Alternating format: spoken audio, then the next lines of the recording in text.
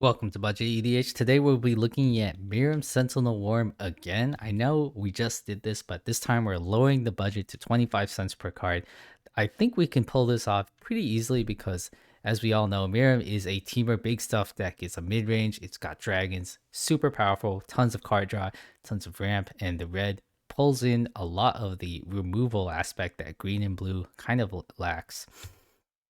So Miirym is a Sentinel Wyrm, and the most important part is it's a 6 mana 6/6. It's got flying, it's got ward 2, which means it's kind of like hexproof. It's going to tax every spell or ability that targets it for 2, and then it has whenever another dragon enters the battlefield under your control, create a token that's a copy of it, except the token is not legendary if that dragon is legendary. This is really important because a ton of good dragons are actually legendary. So, speaking of removal, here we have Boggin and Hellkite and Akum Hellkite. They basically serve the same purpose. Boggin being exceptionally expensive mana wise. It does have flash. It's probably the only flash dragon. So, keep that in mind. But otherwise, they both do the same thing. They do tons of damage. Make sure you play Akum Hellkite and then a mountain or a fetch land. We don't actually have any fetch lands on this budget, so we're just going to be playing Evolving Wilds and Terramorphic Expanse. Next, we have Juvenile Dragon and Destructive Dragon. These are both pretty weird and niche removal spells. Juvenile Dragon is just 5 mana 4/3. It's going to shock or stun a creature basically once, and then hopefully you've already played Miirym, so it's going to stun 2 creatures. Destructive Dragon is mostly going to be used to destroy artifacts and enchantments, but keep in mind you can also destroy planeswalkers and lands, but you cannot destroy planeswalkers and artifacts that have become creatures. You just have to destroy non-creature permanents. Next, we have Lozan Dragon's Legacy, probably one of the most powerful dragons in our deck. It, like many dragons, has flying, and then it has whenever you cast a dragon spell, Lozan Dragon's Legacy deals damage equal to that spell's converted mana value to any target that isn't commander. So let's say you have Miirym, you play Lozan, you get 2 Lozans because of Mirrym's ability when Lozan enters, and then you play Obsidian Charma. So Obsidian Charma is a 5 mana value creature, so it's going to do 5 damage when you cast it. However, because you have 2 Lozans, it's going to do 5 damage to 2 targets that are not commanders. Keep in mind you can always target players, and then Obsidian Charma is a great example here because it costs 1 less for each land your opponents control that could produce colorless. So hopefully that will get discounted 1 or 2. Really just depends on how many utility lands your opponent plays. Usually there's at least 1. And then it will destroy target non-basic land opponent controls. I would recommend just destroying 2 of the same player, but sometimes that's just not really possible. Opportunistic Dragon is another unusual removal spell. It's not actually going to permanently remove the human or artifact an opponent controls. It's just going to cause you to gain control of it until Opportunistic Dragon leaves the battlefield. And that artifact or human will basically lose all abilities and it won't be able to attack or block. So try to find a way to sack it, but highly unlikely that you can in this deck. Next, we have Skanos Dragonheart, which is mostly just a big beefy creature. It's a 5 mana 4/4, but when it attacks, it will get +X/+X, which is probably going to be Miirym. Miirym's a 6/6, so it'll get +6/+6 until end of turn, where X is the greatest power. Spawn of Thracus is going to count all of your mountains, so make sure you fetch those mountains because Spawn of Thracus cares about mountains. Stirring Bar is going to give you initiative. This is pretty great card advantage, especially since if you copy Stirring Bard, you're immediately going to get a basic land to your hand, and then you're going to choose between scrying 2 or putting 2 counters on something. It will also give haste and menace if you tap it, but most likely we really just want that basic land. Next, we have Taurine Molly. It's kind of an honorary dragon. It has changeling, so it's going to be a dragon in all zones, and it's going to grow whenever an opponent casts a spell. And next we have Thracus the Butcher, another very rare dragon that doesn't fly, just like the previous changeling. And then it has, whenever it attacks, double the power of each dragon you control until end of turn. So trample is huge because it's going to double its own power when it attacks. So it's basically a 6/4 on offense. And if you have 2 Thracuses, then each Thracus will end up doubling twice. So go from 3 to 6 and then 6 to 12.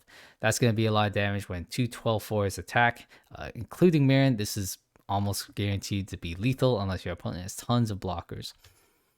Arcane Endeavor, this is our very, very sketchy card draw. Now, hear me out. When you roll 2d8s, the average is going to be like 4 and 3 or 6 and 2. That's ideal, honestly, because drawing 6 cards for 7 mana is pretty strong, and then you get a cast another spell for free. Worst case scenario, you get 2 1s, in which case you've probably lost the game. Best case scenario, you roll a 7 or an 8, and that's when you really hit the jackpot. 7 mana, draw 7 is pretty much on rate, and then anything extra is gravy. Eureka Moment, Escape to the Wilds, and Urban Evolution. They're all basically the same, with Escape to the Wilds exiling the top 5. So what you want to do is play Escape to the Wilds and then exile either 2 or 3 lands, ideally, from the top of your deck. Play both as many lands as you can, exiled, and then just continue to cast spells. Escape to the Wilds is basically a 5 mana draw 5. It really puts Urban Evolution to shame because Urban Evolution is just a draw 3, and then they both let you play an additional land. Obviously, drawing is slightly better than exiling for the most part, but hey, what can you do? Next, we have Ignite to the Future, very similar to Escape to the Wilds, except if you cast it from your graveyard with its flashback cost for 8 mana, you're going to cast all the spells you exile for free without paying their mana costs. Keep in mind, you don't have to cast them right away. You can cast them next turn, but you probably just want to cast them immediately. And all dragons are very, very expensive. We are very concentrated all up and down the mana curve. Unlike most decks, which kind of concentrate around 2, 3, and 4, we are very, very flat. So that's why Ignite the Future is here. I know Harmonize might sound better with 4 mana draw 3, but I think that flashback is worth the risk. Interpret the Signs is a very unusual card, but hey, hear me out. Again, scry 3 and then reveal the top card of your library. Draw cards equal to that card's converted mana cost, so it doesn't have to be a dragon. It can be any spell. As long as it's not a land, the mana value of that spell is going to cause you to draw that many cards. And our average cost kind of goes around 5 to 7. So if you're scrying 3, draw 5, that's a very, very strong card. I would play that in a ton of decks, even at the cost of 6 mana. Again, we're a teamer, so we have tons and tons of mana lying around. Future Sight, just a very, very efficient way to draw tons of cards. Draconian Mirrorless, you're probably going to search for the dragon that's legendary that creates treasures. I think it's called Anax, or you're going to search for Lozan when Draconic Mirrorless dies. It's kind of just a safety valve in case somebody board wipes. Dream Pillager is a 7 mana 4/4 flying, and then when it does damage to a player, exile that many cards from the top of your library. You may play those cards this turn. Enclave Cryptologist is kind of a weird looter. Ideally, turn 4 or 5. If you have nothing better going on, you're going to transform it into just a draw card tap. That's pretty strong and pretty efficient as well. Body Double is a 5 mana way to copy a dragon in your graveyard. You can also copy anyone's creature in a graveyard. Mirrorless of the Frost has some very unusual text. It's going to say, enter as a copy of a permanent you control. So you don't have to copy Miirym or a dragon. You can copy any permanent as long as it's your permanent, except it's going to be legendary and snow in addition to its other types. And if it's a creature, it enters with +1/+1 counter, and it has Changeling. So when it enters, let's say you copy Miirym, it will enter with a counter, it will be legendary, it will be snow, and it'll have the exact same name as Miirym. Miirym's ability will trigger, and then you're going to have to sacrifice one of them due to the silly legend rule. Probably going to keep Mirrorless of the Frost in that scenario, and then it will create a copy of Mirrorless of the Frost, except it's not legendary. So you might be wondering, who's going to win, Can't or Can? The answer is Can't. So the copy is going to be also named Miirym. It's not going to be legendary. It's going to have no counters, I believe, and it will have Changeling again. So that's how that whole interaction works. You could probably avoid this whole weird clown fiesta by just copying a dragon that's not legendary on your side of the field. And now we get to ramp. We have a ton of ramp, all right? Like I said, our mana values are so high because dragons are so expensive. We have instant speed, road to ruin. You're probably just going to cast the road part. Ruin will probably remove a creature. Who knows, maybe. Rolling regrowth is a kind of a sketch way to instant speed rampant growth, but what can you do? It does work well with Akum Hellkite because then you can sack a land, preferably a forest, and then you're going to search for 2 balance, instantly do 4 to 8 damage to any target. Explore is just very, very efficient. 2 mana, draw a card, play a land. That's basically 1 mana rampant growth. Far Wanderings, pretty weird card, but hey, you search your library for a basic land, put it onto battlefield tapped, and then if you have Threshold somehow, you're going to search for 3 lands. Not sure how you're going to get Threshold, don't worry about it too much. Nissa's Pilgrimage, on the other hand, is basically Kodama's Reach. You only get basic forest cards, so we don't run any basic snow forest, so just get 2 basic forests, and then you're very, very likely actually to have spell mastery, so you have 2 more instants and or sorceries. You're going to search for 3 basic forests instead of 2. Rampant Growth, classic, very efficient, less than 25 cents. Ranger's Path, this is a pretty unusual and card. It's basically the poor man's version of Explosive Vegetation. You'll search for 2 forests. Noticeably, they don't have to be basic, but we don't run that many non-basic forests. And then you'll put them on the battlefield tapped. Search for Tomorrow is a 1 mana suspend card. It's going to search for a basic land, put it onto the battlefield untapped. So basically 3 mana, put a land onto the battlefield untapped. That's kind of close to Rampant Growth, but most importantly, it has Suspend too. So you play it on turn 1. Turn 2, it's going to tick down, and then turn 3, you're going to cast it and get a free mana land onto the battlefield untapped. Spring to Mind, just a very sketch card, but hey, you might cast the Mind spell. It is instant speed. Otherwise, it's just a pretty bad Rampant Growth. Next, we have Vastwood Surge, Venture Forth, and Verdant Mastery. Again, we need all the ramp. All right, we do not want to miss our ramp. Vastwood Surge and Venture Forth are just 4 mana ramp spells. Verdant Mastery is pretty interesting because it has a 4 mana variant. I would recommend you use the 4 mana variant as kind of an emergency. Ideally, you just pay 6 mana. That's how much ramp this deck needs. Next, we have the enchantment-based ramp with Dawn's Reflection and Fertile Ground. These are both pretty strong. They make 2 mana for Dawn's Reflection, so +2 immediately, assuming the land is untapped, and Fertile Ground is +1 immediately. It's really hard to beat. Invigorating Hot Spring is just a weird way to give haste. Unfortunately, there's no way to get more counters on it, so it's basically going to give the next 4-ish creatures haste. And then you can only activate the last ability, which is moving around the counters, once each turn and only at sorcery speed. Next, we have Colony Heart Expedition and a couple more auras. Again, we just need the ramp. We need all the ramp. Weirding Wood is actually one of my favorite ramp spells because it gives you ramp and it gives you card drop. Pretty good, nice, and simple package. Next, we have Coiling Oracle, which is hopefully just to explore. You reveal the top card. If it's a land, put it on the battlefield, and then noticeably, you will put it on the battlefield untapped unless that land already enters the battlefield tapped. Gainax is probably one of the most strong and powerful dragons in Magic right now, especially if you copy it somehow, which, by the way, we can easily copy it with Miirym. So every time a dragon enters the battlefield, you will get a token, and then Gainax will count itself. So if, let's say you have 2 dragons or 2 Gainaxes already on the battlefield, and you have Miirym, you cast any dragon, I don't care, 3 mana 2/2, you will get 2 triggers of Gainaxes because the Gainax will trigger off of the wheel and the token, and then in the end, you're going to get 4 mana after you cast any dragon spell. It's absolutely bonkers. Llanowar Elves, very simple, 0.25 cent card. 25 cent card, and it comes out turn 1. So we want all the ramp from mana value 1 all the way up to 5 and 6.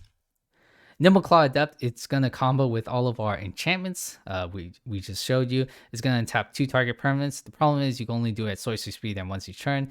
This is mostly fine because you can't really untap other Nimble Claw Adepts, just untap 2 lands. Springbloom Druid is just a weird hero, except they enter the battlefield tapped. Stone Cedar Hierophant, again, another untapper, and it has a landfall ability to untap itself, so make sure you sequence that correctly. I know it's super annoying, but Stone Cedar Hierophant is worth it. Next, we have Voyaging Cedar, another variant of Stone Cedar Hierophant, this time at 2 mana, and Decanter of Endless Water, one of my favorite budget cards. I think it's rising very, very rapidly, but there should still be a budget variant. It's got a different art color. Next, we have some orbs. The red orb is out of budget, but we got the green orb, we got the blue orb. Scrying is pretty relevant, and Hexproof is also relevant. Hexproof will last until the end of my next turn, and Scrying is mostly relevant just to scry away lands. We got tons of ramp, so make sure you scry away all the lands you can find. Blue Elemental Blast mostly are removal for Dockside Extortionist. We live in a Dockside world. Dispel is just cheap, efficient removal, and Gale's Redirection. kind of a get out of jail for free. It's gonna steal the opponent's spell. Ideally, it's a dockside or something that's gonna board wipe all your tasty dragons. Next, we have Negate and Silumgar's Scorn. Hopefully, you control a dragon or reveal a dragon, so that's how Silumgar's Scorn works. It's just a hard counter spell. Spit Flame is just our fantastic, flavorful way to do 4 damage to target creature, and then whenever a dragon enters the battlefield, it's going to trigger once, you're going to pay red, and even if another dragon entered because of Miirym, you probably don't care. It's very mana intensive. Disaster Radius is our one-sided board wipe. Very classic. It's going to reveal a hopefully 8 mana dragon, and then it's going to do 8 damage to each creature your opponents control. So all your creatures are going to be left untouched. Draconic Intervention, pretty weird card. It's going to do X damage to each non-dragon. So it's not a flying trick, but hey, X damage to each non-dragon is pretty valuable. The problem is it's going to kill all of your Llanowar Elves and other variants of Llanowar Elves. That's just something you have to keep in mind. Volcanic Vision is another one-sided board wipe. Ideally, you return Disaster Radius with Volcanic Vision. It do 7 damage to each creature your opponents control, and then you cast Disaster Radius again, doing 6 or 7 damage again. Pretty insane to loop those two. Keep in mind the other two can't be looped because they exile themselves. Warstorm Surge, pretty insane with Miirym because every time a dragon enters, or basically any creature, but mostly we care about dragons, it's going to do its damage equal to its power to any target. Next, we have the lands. We have some cool, tasty forests, Highland Forest. Make sure to get that Ranger's Path. Gruul Turf. These lands are basically bounce lands. You need to play them because you're going to... It's essentially drawing a card, pseudo drawing a card. We play the other 2 bounce lands, and then Mossrock Bridge, great card. Anytime you play Miirym plus any other dragon, you're gonna get 10 or more power. Spinerock Knoll is a little more tricky because Miirym himself has 6 power, so you need Miirym plus some other dragon or like a Llanowar Elf. But otherwise, that's how it works. Make sure you play the exile card without paying its mana cost. You can actually do this at instant speed. The problem is it's hard to trigger Spinerock Knoll at any time. Mossrock Bridge is a little more reasonable, and if you exiled a land, you cannot play a land at instant speed, but you can play anything else at instant speed. Next, we have Path of Ancestry. It's a very cheap 3-color land, and it's going to scry us whenever we cast a dragon or a spirit, but we mostly just have dragons. Next, we have the standard lands, Command Tower, Evolving Wilds, Exotic Orchard, and Myriad Landscape, Temple of False God, and Terramorphic. We really need Myriad Landscape in this deck more so than usual, and Temple of False God is great because we are a green Temur based deck. And that's it for this deck. Thank you for watching.